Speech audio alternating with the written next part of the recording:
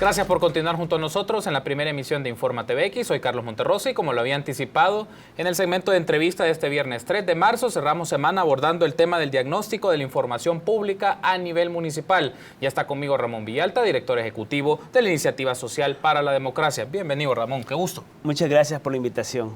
Gracias por estar con nosotros en esta oportunidad, Ramón. E iniciemos con esto. Esta semana ha presentado la Iniciativa Social para la Democracia un diagnóstico en el cual hacen un seguimiento, un monitoreo del acceso a la información pública de algunos municipios en el país, cabeceras departamentales particularmente, y aquellos municipios del área metropolitana de San Salvador. Y iniciemos con esto. Y un primer dato que ustedes mencionan del seguimiento de las páginas web respecto a la información oficiosa es que ha disminuido con respecto a hace 2 años. Es decir, pocas palabras, diversas alcaldías y estos municipios están publicando, no tienen toda la información o han publicado menos información con respecto a hace 2 años. Ramón, ¿es así la afirmación principal? Sí, efectivamente es así y hay casos más graves en los que pues desde que entró en vigencia la ley prácticamente no tienen información disponible. Son varias municipalidades las que están con cero nivel de información pública. Un dato para nosotros relevante es que, bueno, primero uno debe estar claro que esta medición se hace a partir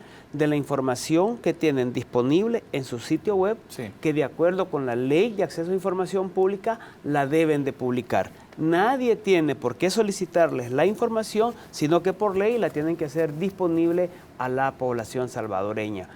En segundo lugar, nosotros hemos tratado de cruzar un dato que es importante y es la cantidad de dinero que se les transfiere por parte del Fondo de Desarrollo Económico Social, del FODES. Además de los ingresos propios que algunas de estas municipalidades tienen, que pueden ser muy significativos, agregado a los préstamos que pueden estar teniendo, que se agregan a los ingresos municipales y que toda esa información debería de estar siendo disponible. Tomamos de referencia básicamente las 14 cabeceras municipales, departamentales del país y de estas 12 más que son parte del área metropolitana de San Salvador. Estas 24, 26 municipalidades reciben en total 66.6 millones de dólares provenientes del Fondo de Desarrollo Económico y Social. Hay algunas municipalidades de estas que reciben de estos 66.6 millones, 3.4 millones de dólares cada año, y de esa información la población no tiene ningún conocimiento de cómo se está invirtiendo, porque hay municipalidades como el caso de Zacatecoluca y otros casos que teniendo este volumen de dinero que reciben de parte del Estado, no han subido ninguna información, tienen cero nivel de colocación de información. Pero como usted señalaba, esta es una medición que nosotros la hacemos de manera recurrente. Ya en el 2015 habíamos hecho una revisión, una medición, y podemos observar de cómo municipalidades que han mantenido un nivel aceptable de publicación de información, como lo ha sido Santa Tecla, San Salvador, estas han mostrado una disminución. Por ejemplo, Santa Tecla pasó de tener un nivel de información de 8.3 en la medición de 0 a 10 y ha pasado a tener ahora 7.1 en la medición última que hemos hecho. San Salvador de 7.6 pasó a 6.2 y San Miguel se ha mantenido con un 6.9. Esto significa que digamos se mantiene. Pero estas 3 municipalidades son las únicas 3 de estas 26 que tienen un nivel importante del país, que son las que se mantienen arriba del promedio de 5. Todo el resto está abajo del promedio de 5. Y aprovechando para efectos de que nuestros amigos lo puedan tener con asuntos mucho más concretos, Ramón, este ranking, ¿qué significa esta ponderación que ustedes le dan? Por ejemplo, está el caso de Santa Tecla, que mencionan que es la primera, pero a comparación de hace 2 años ha disminuido su puntaje. El caso de San Salvador igual, el caso también de Antiguo Cucatlán, entre otros. Y tenemos el extremo, como mencionaste, de Zacatecoluca, que información es 0. ¿Qué nos dice esa calificación en la que tiene 6 o la que tiene 0? ¿Qué nos dice para el ciudadano respecto al acceso a la información pública en temas financieros? Pero ya vamos a hablar de las otras categorías que también consideraron ustedes para hacer esta medición. Sí, bueno, efectivamente, incluso el caso de Antiguo Cuscatlán, el promedio que tiene en las mediciones últimas que hemos hecho llega a 4.5, ¿verdad? En la última medición tiene 4.9, pero no llega todavía al nivel medio, sí, todavía de la medición. ¿Qué es lo que significa? La ley le establece que es toda la información que debe de hacer pública. La información tiene que ser además una información que pueda ser legible, que yo cuando la baje la pueda leer sin ninguna dificultad.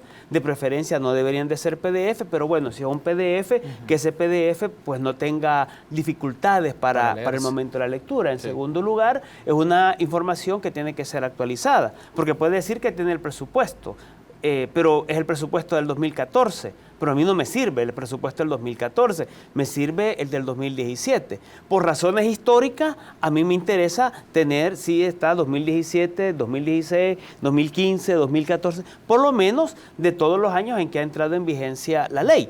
Obviamente todas las municipalidades, todas las instituciones públicas deberían de ir teniendo en su histórico de la publicación de información todos estos años como mínimo, ¿verdad? Obviamente, ¿qué es lo que indica? Que el grado de cumplimiento que están teniendo con la ley realmente no está llegando al nivel deseado de la población. ¿Qué implicaciones tiene esto? Es que la población se inhibe, se les excluye de conocer cómo se están administrando los recursos de una municipalidad. Y hay casos que nosotros hemos señalado, por ejemplo, el caso de Antiguo con la construcción del edificio municipal, sí, que esta es una información que debería de estar hecha pública, pero que la población no sabe porque no está colocada en el sitio web. Y lo que no sabe la población es que el presupuesto con el que se inició la obra, con el que fue aprobada la obra inicialmente, difiere de $1 millón con el presupuesto final que se invirtió en la totalidad de la obra. Obviamente, probablemente hayan explicaciones, pero esas explicaciones no están dadas. La población no conoce si era necesario invertir $1 millón más en una obra de carácter municipal. Entonces, cuando yo no tengo acceso a esa información, desconozco cómo se están manejando las cosas. Ese es digamos, el efecto grave que provoca en la población. Y si te parece, Ramón, quedémonos con ese ejemplo, porque es uno de los casos ilustrativos que ustedes han presentado en el informe, el caso de la alcaldía de Antiguo Cucatlán, y un dato que ustedes mencionan, que esta alcaldía en promedio su presupuesto al año es de $22 millones. Promedio, y como la información oficiosa que no está publicada en el sitio web, hablamos de informes relacionados al manejo financiero, el tema de licitaciones, el tema de auditorías contables, que en principio en diversas instituciones de gobierno y otras instancias del Estado se encuentra esa información, está disponible, pero en el caso de las alcaldías no. Y tomemos el ejemplo de Antiguo Cucatlán, ¿por qué es importante que sus ciudadanos y ciudadanas sepan en qué se gastan estos fondos y por qué es necesario saber los temas de las licitaciones, el tema de la información sobre los manejos financieros y presupuestos? Ramón, considerando que es una de las alcaldías,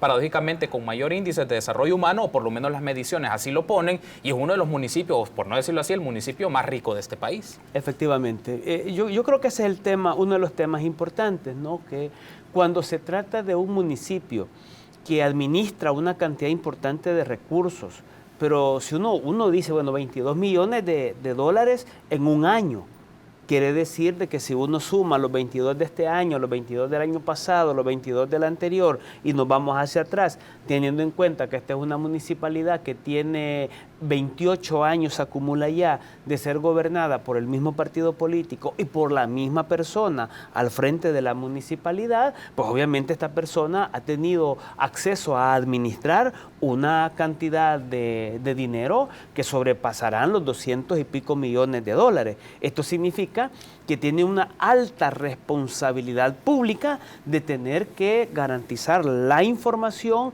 para que la ciudadanía de su municipio y del país en general podamos estar a gusto de que efectivamente se ha manejado de la manera apropiada. Pero cuando uno no encuentra actualizada ni la información histórica de los presupuestos, de la ejecución presupuestaria, de los informes de auditoría, de los inventarios de bienes, de las obras en ejecución, que en esa está que no está la información de la obra del edificio municipal, las contrataciones públicas que se han hecho. Entonces, uno dice, se ha manejado una importante cantidad de plata, se han comprado servicios de mucha significado o de mucha cuantía, se han llevado adelante un conjunto de obras, pero no sabemos si los procedimientos que se utilizaron fueron transparentes, fueron apegados a la ley, o si en el marco de estos procedimientos se ha generado algún beneficio o se ha obtenido algún beneficio particular. Creo que de esto se trata, ¿no? De que la población pueda tener acceso a la información, pero tenemos una municipalidad de mucho dinero ubicada en los primeros lugares a nivel mundial. No solo a nivel del Salvador, se encuentra en los municipios de mayor índice de desarrollo humano, y en ese sentido hay una obligación pública de parte de la municipalidad, del consejo y de la alcaldesa de tener que rendir cuenta y tener que garantizar el acceso a la información. ¿Cuál puede ser una preocupación sobre esto, Ramón? ¿Qué nos dice, por ejemplo, estos datos, algún patrón, por ejemplo, mucha centralización en el acceso a la información pública? ¿A qué me refiero? En algunas municipalidades o muchas municipalidades, el oficial de información está supeditado a las disposiciones del alcalde, de la alcaldesa o el partido dominante de turno. Por eso entonces establece filtros de qué cosas se publica y qué cosas no. Podríamos hablar que ese es un patrón que refleja en la práctica que hay de la cultura política municipal, de los alcaldes y alcaldesas. Solo van a publicar aquellas cosas que les conviene y aspectos que podrían escudriñarse y tener más información que pueda dar presunción de enriquecimiento ilícito, de malas prácticas, de compadrazgo y otras cosas. Es lo que se quiere ocultar con este tipo de situaciones. Sí, yo creo que hay expresiones que denotan la práctica patrimonialista, la práctica elitista, la práctica autoritaria con que se ha venido administrando la cosa pública. Y los alcaldes no han estado de ninguna manera excluidos de estas prácticas patrimonialistas. La frase de decir, yo gasté $4.500 para la celebración de la fiesta de los empleados y una comisión del consejo de la municipalidad, y eso no es nada. Además, siempre ha sido así. Esas dos frases indican la manera en cómo se ha administrado. Por supuesto, el dinero no es mío. Entonces yo lo puedo gastar porque no es mío, ¿verdad? Y no es nada porque no es mío. Pero eso no puede ser. El dinero es del municipio, es de los ciudadanos, es un dinero público. Siempre ha sido así. ¿Quiere decir que la tradición, como siempre ha sido así, la puedo seguir haciendo así? Pues no. Resulta que en El Salvador hay una tendencia clara cada vez más a fortalecer las prácticas de democracia y dentro de esto a fortalecer las prácticas de transparencia. Este comportamiento que ha sido natural, que ha permitido que los alcaldes y alcaldesas estén en una zona de confort porque nadie les podía decir nada, resulta que ahora ya no es así. Sí. Resulta que ahora hay marcos de ley y mi llamado es a la misma población de todos los municipios, y en este caso de que hablamos de Antiguo Cuscatlán, es a que la población active su derecho y pida información, pida conocer cómo se están administrando los bienes, los recursos del Estado, porque ¿qué es lo que sucede? A ver, ¿tengo yo claridad de cuál es la lista de todos los empleados públicos que hay en la municipalidad? De todos los empleados públicos existen vínculos, relaciones familiares de los empleados con las autoridades municipales, con el alcalde o la alcaldesa.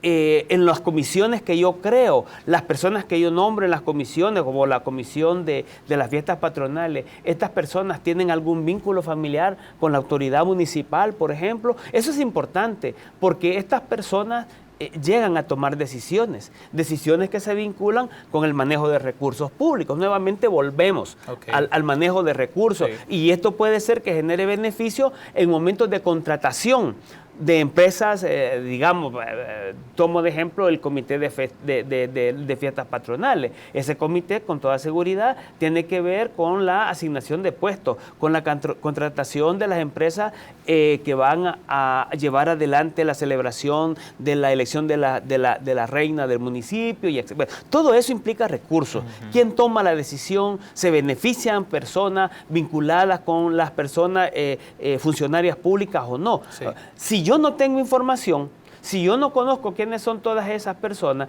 y esa lista no está publicada, entonces obviamente no conozco estoy ciego y no sé si mi dinero lo están administrando de la forma correcta. Tenemos que hacer una pausa, Ramón, pero me gustaría que en el segundo bloque ampliemos algunos detalles de la información del diagnóstico que ustedes presentado. Particularmente hablemos de las categorías organizacional y de recursos humanos, que también son partes importantes de lo que hace un gobierno municipal. Permítanos una pausa, continuamos en Informa TVX, la primera emisión.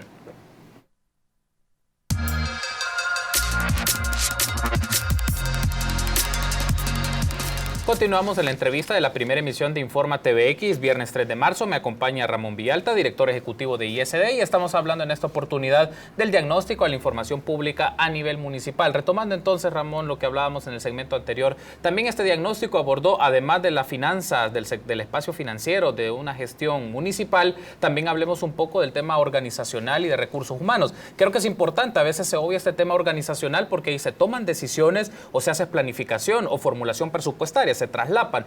Una de las cosas, por ejemplo, y lo pongo aquí para tu valoración y también incorporar estas dimensiones que hizo el diagnóstico, es qué tan endeudada, qué tanto saben los ciudadanos, qué tan endeudado está un municipio, cuánto nivel de endeudamiento, a quién le deben la deuda, cuánto es la tasa de interés, y este tipo de detalles poco o nada se hablan. Diferentes gobiernos municipales seguro tienen un nivel de deuda bastante fuerte, que tanto los ciudadanos lo pueden conocer, pero a la vez que tanto presupuestan o planifican su presupuesto municipal en función de esas condiciones financieras que tienen, Ramón. Sí, no, efectivamente, eso es importante porque tiene que ver con los procesos de toma de decisión. Nosotros lo que tomamos es los indicadores que la Ley de Acceso a Información dice que deben de cumplir, y la estructuramos y la organizamos para darle un peso diferenciado. Sí.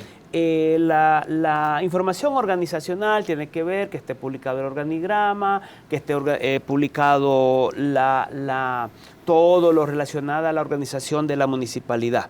Esa tiene un peso bastante bajo, de 0.88.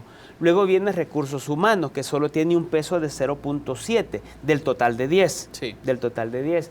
En recursos humanos, pues tiene que aparecer la lista de los empleados, los cargos de los empleados, los salarios de los empleados y tal. La información de tipo financiera, que tiene que ver con presupuestos, sí, etcétera, todo este tipo de asuntos, tiene 5.26. Es la más fuerte. Claro, tiene mayor peso porque es la más sensible, sí, para la población, para la administración pública, y luego agrupamos otra información de rendición de cuentas que tiene 3.16. Aquí es donde uno comienza a ver por qué puede ser importante. Por ejemplo, si volvemos al caso de antiguo Cuscatlán, el decreto número 6 del 23 de diciembre de antiguo Cuscatlán reflejaba en su presupuesto anual de ingresos más de 2.3 millones en conceptos de impuestos municipales, 3.7 millones por tasas, 4 millones de empréstito. Entonces, tenía 4 millones en préstamos, pues, sí, préstamos públicos, endeudamiento, que es lo que uno tiene claro, cuál es el nivel de endeudamiento que puede estarse acumulando en una municipalidad. Si estos 4 millones ya fueron pagados o no han sido pagados, si están acumulados o no están acumulados. Cuando yo no tengo la información de esa ejecución presupuestaria, pues información tan importante como en cuánto se está endeudando el municipio, porque cuando el municipio se endeuda, no se endeuda la alcaldesa, no se endeuda el consejo municipal, endeuda al municipio. Sí. Porque cuando estos salen, el que viene después a gobernar tendrá que seguir pagando. ¿Y quiénes van a pagar esa deuda? Pues los mismos ciudadanos al tener que pagar sus impuestos. Entonces, hay municipios que tienen un nivel de deuda en los que hay gente que está denunciando incluso casos de municipios de endeudamiento en los que han asumido deudas de hasta 6 millones de dólares para hacer 6 proyectos, por ejemplo, pero se dan cuenta que solo ha hecho un proyecto. Entonces, ¿qué se hizo la otra plata? ¿A dónde fue a parar? ¿Está en las cuentas de la municipalidad? ¿Está en las cuentas particulares del alcalde? Ahora, ¿dónde está esa información? Si no está disponible, obviamente los ciudadanos del municipio muy difícil podrán conocer si el endeudamiento al que se está llevando a una municipalidad realmente está generando los beneficios para la población o serán beneficios particulares. Recordemos que aquí en el país han pasado casos. Si alguien recuerda el caso del exdiputado Silva, sí, claro, por ejemplo, que se dedicaba a construir obras municipales, que hacía contratos con las municipalidades, pero que muchas de esas obras jamás aparecieron. Entonces, hay antecedentes clarísimos que evidencian que efectivamente han habido prácticas que ponen en duda la manera en cómo administran los recursos públicos a nivel municipal y que con la ley de acceso a la información se buscaba un poco superar, por lo menos transparentar cómo lo hacen, pero cuando vemos que los municipios no cumplen, nuevamente volvemos a la misma situación porque la gente no conoce, no sabe cómo administran los recursos públicos. De ahí que el llamado que nosotros estamos haciendo al instituto es que ya pasaron más de 4 años de haber entrado en plena vigencia la ley. Ya se dio el tiempo suficiente para que las municipalidades pudieran cumplir. No hay excusa, especialmente para estas 28 municipalidades, porque tienen recursos suficientes como para mantener una unidad de acceso a información pública, para lograr sostener a un oficial de información, equipar una unidad y garantizar el acceso a la información a la población. Entonces no hay excusa de carácter financiera. Por lo tanto, el llamado nuestro es al Instituto de Acceso a Información Pública a que comience ya a aplicar sanciones. Y no hay que olvidar que las sanciones que se imponen por parte del instituto a partir del incumplimiento de la ley son dineros que salen del bolsillo del funcionario. No es dinero que lo tiene que pagar la institución. Si se le impone una multa a un alcalde, es el alcalde el que la tiene que pagar, sí, de su bolsa, no lo tiene que pagar la municipalidad. Entonces, creo que esto es importante, este llamado, porque ya no es posible que continuemos con este nivel de incumplimiento, de esta falta de transparencia que tienen las municipalidades y especialmente también nuestro llamado es a la población, que deje de tener el temor, que comiencen a solicitar información, que comiencen a darle seguimiento y que comiencen a poner las denuncias ante el instituto para que puedan sancionar a sus respectivos alcaldes. En el caso del diagnóstico que trabajó ICD, Ramón, se refieren a 26 municipios. Pero ¿qué pasa? Claro, esto requiere más tiempo, requiere más trabajo, un equipo de investigación con más dedicación, con más tiempo para ello. Pero ¿qué pasa con aquellos municipios del país que están en las zonas más rurales, en donde también hay una práctica? A veces es una práctica muy discrecional del alcalde, de la alcaldesa o del consejo municipal, del partido predominante en el consejo municipal, en donde toman decisiones de una manera discrecional y que contraría no solo la ley de ética, también la ley de acceso a la información pública. ¿Qué pasa con estos municipios en donde se toman decisiones de una manera a la ligera, en donde se favorecen personas, se les pagan sobresueldos y demás? ¿Cómo podemos hacer para llegar también? Claro, ustedes han hecho un énfasis a los municipios, si lo podemos llamar de esta manera, municipios más grandes, con mayor presupuesto, municipios que son cabeceras departamentales, pero ¿qué pasa con estos otros municipios que están en otras condiciones, que tienen otras características? Sí, bueno, hay una situación. Nosotros hemos hecho, por ejemplo, le pedimos la lista de todos los oficiales de información que tienen reportados el instituto antes del 2015. Posterior al 2015 comenzamos a hacer llamada telefónica a las 262 alcaldías del país. Prácticamente el 50% de los oficiales de información ya no eran los mismos. Y en algunos casos la respuesta de algunas municipalidades era, mire, nosotros teníamos oficial de información, pero ahora no tenemos. Es decir, que comenzaron cumpliendo con la ley, pero ahora como ya no ha habido presión, entonces ya no lo han nombrado. En otras municipalidades, al hacer la llamada, hay municipalidades que tienen 2 o hasta 3 teléfonos. Marcábamos los 3 teléfonos, pasábamos hasta media hora haciendo el intento de llamar y no se contestaba. Hay más de 30 municipalidades que no nos respondieron la llamada. Y de estas 30 municipalidades había un número como de 16, 18 municipalidades que la grabadora nos indicaba el número que marcó no existe. Entonces dan información. Si el teléfono es el primer nivel de acceso que yo puedo tener de comunicación con una municipalidad, ya tenemos un grupo de municipios con los cuales no se puede tener comunicación porque el número que han dado para que se pueda llamar es un número que no existe de acuerdo con lo que nosotros hemos podido comprobar. Hemos visto de que hay muchos oficiales de información en los municipios que tienen 3, 4 o hasta 5 cargos. Es agente del CAN, un agente del CAN que además es miembro del comité de festejo y al mismo tiempo es oficial de información. Entonces, una cosa que no tiene mucho sentido de una persona que tiene múltiples cargos y que al mismo tiempo tiene la responsabilidad de atender los procedimientos del acceso a la información pública. Y podría seguir citando una cantidad de ejemplos que hay en materia de cómo a nivel municipal se está tratando y se está cumpliendo con el acceso a la información. También cuando uno platica con los oficiales de información a nivel municipal, la primera traba que ellos nos manifiestan que tienen es que los mandos medios no les gusta colaborar. Y para los mandos medios de las municipalidades, la información sigue siendo confidencial.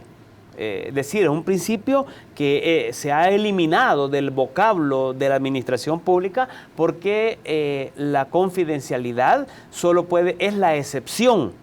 La confidencialidad no es la regla. Información de carácter confidencial está establecida por la ley y es una excepción, como la información que se puede reservar. Es una excepción prácticamente. No es que la información pública, por su razón de pública, es pública. Sí, así es. ¿Me explico? O sea, en ese sentido, encontramos muchos oficiales también que tienen este nivel de trabas. Muy rara es la municipalidad en donde nos dijeron, mire, con el cambio de alcalde, en realidad aquí ha mejorado porque hoy sí tenemos el apoyo para poder ofrecer información. No, en todos los casos, la mayoría de casos, el oficial de información nos dice, mire, nosotros estamos fregados porque somos el pollo del pan que le venden a uno en la calle. A un lado tenemos el pedazo de pan que es el alcalde o la autoridad y al otro lado el otro pedazo de pan corresponde a la ciudadanía. La ciudadanía nos presiona para que le demos información y las autoridades nos obligan a que no demos información. ¿A quién le hago caso? Pues le tengo que hacer caso al que me paga. Porque el consejo del alcalde es el que me paga, entonces yo tengo que responderle a quien me está pagando y no cumplo con la ley, aunque a mí me lo exija la ley, pero yo respondo a la autoridad que es prácticamente mi jefe. Entonces, aquí es donde nosotros insistimos, si el instituto no entra y actúa de manera eficiente o con mayor fuerza, fortaleciendo, robusteciendo su unidad de auditoría y su unidad jurisdiccional, realmente las instituciones, los municipios van a seguir incumpliendo y volvemos nuevamente. Los municipios están manejando el 6%, el 8% del Fondo General de la Nación, porque a partir de este 8% se constituye el FODE. Por lo tanto, es una cantidad importante que manejan de plata y deberían de estar cumpliendo de mejor manera con la Ley de Acceso a Información Pública. Estamos llegando casi al cierre de la entrevista, Ramón, un par de preguntas para finalizar. La primera es esta. En este momento hay una coyuntura también de discusión sobre investigaciones que la sección de probidad de la Corte Suprema de Justicia está haciendo respecto a algunos funcionarios y funcionarias o exfuncionarios en la administración pública. Se habla casos de diputados, bueno, está el caso del diputado Reinaldo Cardosa y otros que se han visto, el caso del exdiputado del CD Douglas Avilés, entre otros casos. Pero no vemos muchos casos de alcaldes y alcaldesas. Estamos viendo las figuras más de diputados, expresidentes, algunos exministros, pero no estamos viendo casos de alcaldes y alcaldesas. Desde ISD, ¿ustedes tienen expectativas de que se puedan manejar casos concretos respecto a enriquecimiento ilícito? Yo creo que este es un tema fundamental. Muchos casos incluso se pudieran activar no solo a partir del análisis que la sección de probidad lleva adelante en la comparación de los informes que presentan cada uno de los alcaldes, porque no solo los alcaldes, hay que trascender porque en muchos casos están los concejales, claro. Está el tesorero, también está el de la UASI y muchos, todos estos tienen que ver con el manejo de la plata, ¿verdad? Entonces, aún quedémonos con los alcaldes, el punto es que por un lado la sección de probidad puede hacer esto. Es inconcebible, definitivamente que es inconcebible, que hayan municipios que vivan calificados municipios en condición de pobreza extrema con alcaldes que viven como que se estuvieran viviendo en municipios de los primeros niveles. Es decir, alcaldes que ya tienen varios años, que han acumulado riqueza, que han acumulado propiedades, que no tenían carro cuando entraron y ahora tiene carro él, la esposa, los hijos, y la gente dice, bueno, pero nadie dice nada. En la medida de que también la población se le creen mecanismos para la denuncia, que ese es un problema que seguimos teniendo porque la gente le da miedo denunciar, obviamente porque puede tener represalia, pero también aquí es donde viene la Fiscalía, que debe de también actuar, no solo la sección de probidad, sino que también la Fiscalía tendría que actuar en cuanto a revisar en realidad cuál es el nivel de enriquecimiento que están teniendo muchos alcaldes. Es imposible que un alcalde de un municipio de extrema pobreza invierta hasta en guardaespaldas. ¿De qué se está cuidando? Dice uno, ¿verdad? Si no debería de tener este comportamiento. Nuevamente volvemos al tema, en la medida que uno no conoce o la gente no sabe que puede pedirle a la sección de probidad las declaraciones de patrimonio de su alcalde y saber si efectivamente este alcalde ha tenido un grado de enriquecimiento o si reporta en las declaraciones de patrimonio si ha tenido o no un enriquecimiento y determinar si ese enriquecimiento es justo de acuerdo con los ingresos que él ha podido tener o los negocios que esta persona pueda tener o si ese enriquecimiento no corresponde con los niveles de ingresos que ha tenido. Pero yo creo que aquí el llamado también es a la población a que active mucho más la denuncia, a la Fiscalía, a la sección de probidad, que le tenga que dar seguimiento a los casos de los alcaldes, porque en el caso de los alcaldes, el famoso diezmo, la famosa quinceañera, son elementos que están en el lenguaje, en el caló popular de los municipios, y se remite precisamente a que por cada obra siempre alguien recibe el 10% o hasta el 15%, y nosotros tuvimos conocimiento de alguien que decía por allá que hasta andaba pidiendo el 50%, ¿verdad? Estas son prácticas de cómo se siguen haciendo las cosas y que permite que haya enriquecimiento ilícito, pero que no hay un seguimiento sistemático para este tipo de funcionarios. Ramón, gracias por haber estado con nosotros, habernos acompañado. Estuvo en esta oportunidad con nosotros en el espacio de entrevista Ramón Villalta, director ejecutivo de ISD, y hablamos un poco del diagnóstico de la información pública a nivel municipal. Permítanos una pausa, volvemos en instantes.